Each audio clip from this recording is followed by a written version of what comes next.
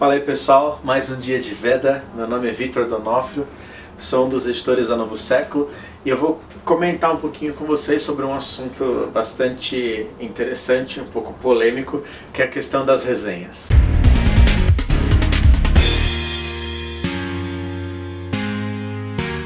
No vídeo de hoje a gente vai continuar falando sobre resenhas, né? E apontando alguns aspectos positivos e negativos que uma resenha pode ter. Especialmente para gente que lida com texto, né? Que lida com livros, a resenha ela é muito importante porque muitas vezes ela é o primeiro contato que o leitor vai ter com aquela obra antes de lê-la, né? No vídeo de hoje a gente vai retomar o assunto das resenhas, né? Pontuando alguns aspectos importantes que uma resenha tem que ter e algumas coisinhas meio chatas que seria legal que elas não tivessem. Uma resenha ela é um texto que elucida um outro texto, que ilumina um outro texto.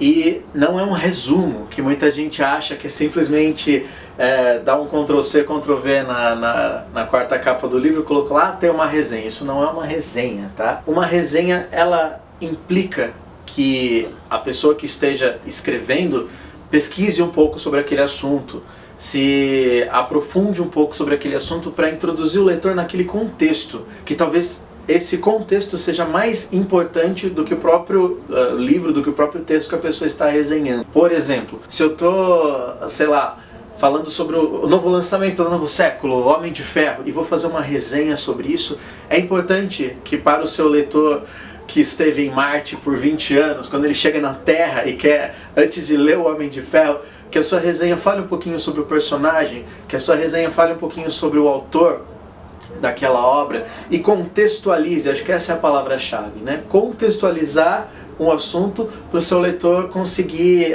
entender um universo um pouco mais amplo do que somente um resumo faz, né? Que daí quando você está lá lendo O Senhor dos Anéis e vai ler uma resenha, ela vai ser mais do que, olha, esse livro é sobre personagens na Terra-média que precisam destruir um anel. Um exemplo muito bacana que a gente tem aqui de um livro que gerou ótimas resenhas foi no caso do Carry On, foi o livro da Rainbow Rowell que a gente lançou exatamente no dia do Orgulho Gay, em 2016. Para esse livro a gente disponibilizou a obra para vários parceiros nossos que se comprometeram a lê-la integralmente e a fazer uma resenha que saísse no dia do lançamento do livro.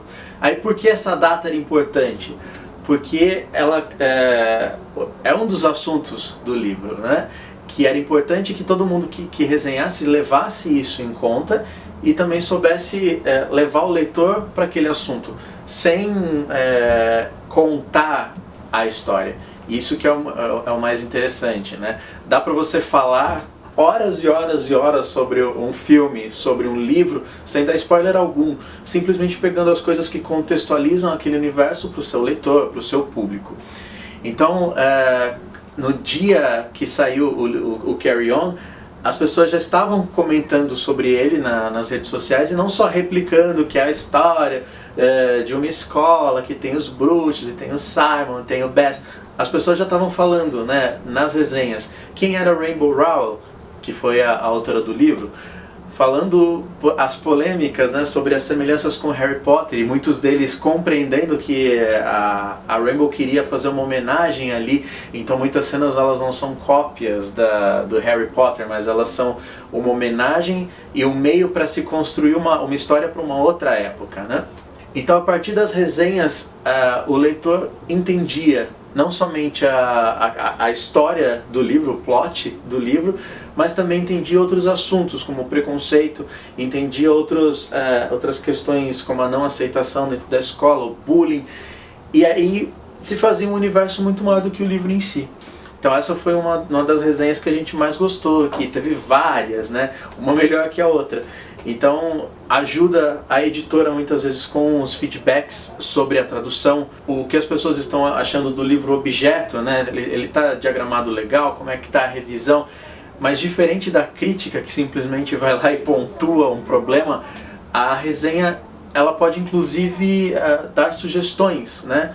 para a editora. Então ela entende o livro um pouco além do texto, mas como um objeto que faz sentido dentro do universo da cultura, né?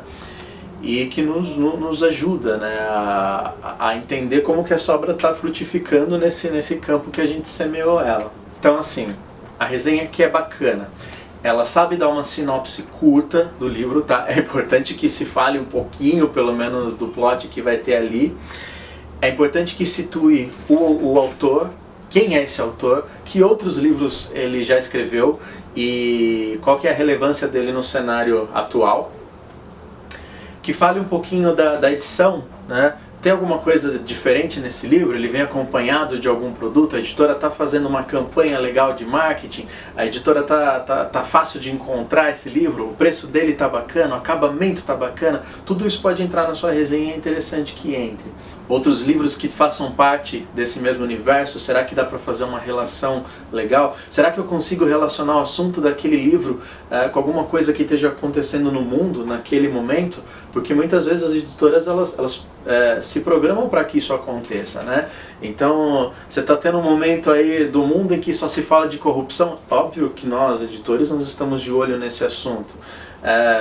Aconteceu alguma catástrofe natural e isso levantou polêmicas e tal, eu consigo relacionar esse livro a esse problema. E agora o que deixa a gente com um certo azedume quando a gente lê numa resenha? Primeira coisa, eu acho que vocês já repararam que não pega bem simplesmente pegar a sinopse do livro, Ctrl+C, Ctrl+V. Isso não é resenha, tá?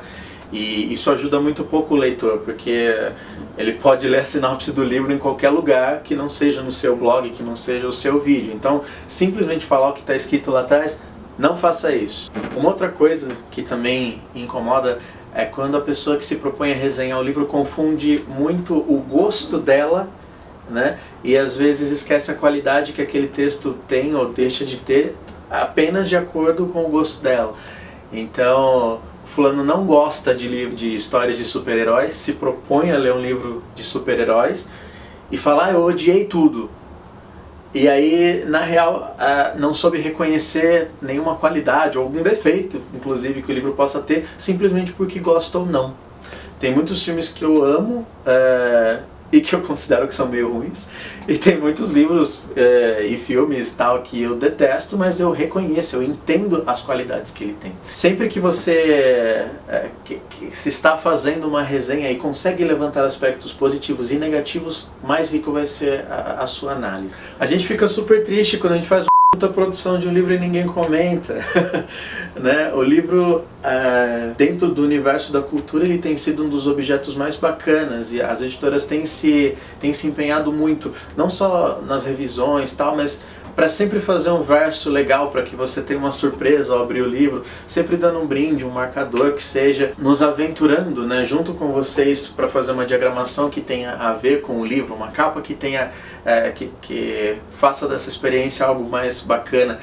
Então, quando a gente tem um feedback sobre isso, sobre como aquele objeto enriquece a sua estante, que seja, para nós é muito positivo. A gente gosta bastante, inclusive, de entender para saber se estamos indo pelo caminho certo ou não. Outra coisa péssima, haters.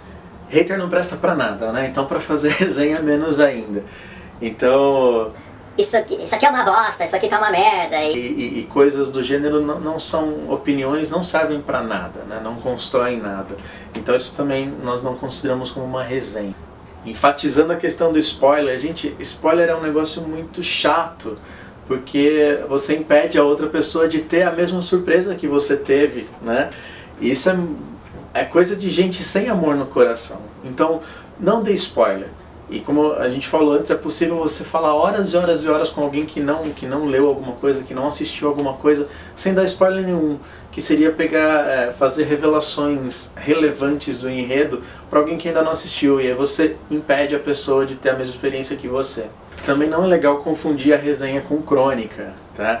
Então, quando você for falar da sua experiência com o livro, que o livro seja o protagonista do seu texto, e não você, naquele dia, em 1997, que o sol estava avermelhando o horizonte, você resolveu ir àquela livraria e uma lágrima desceu. Então, não seja o protagonista da resenha, deixa que o autor do livro, que o livro em si apareça, tá? Porque lembre-se que a outra pessoa, ela está lendo o seu texto por causa do livro.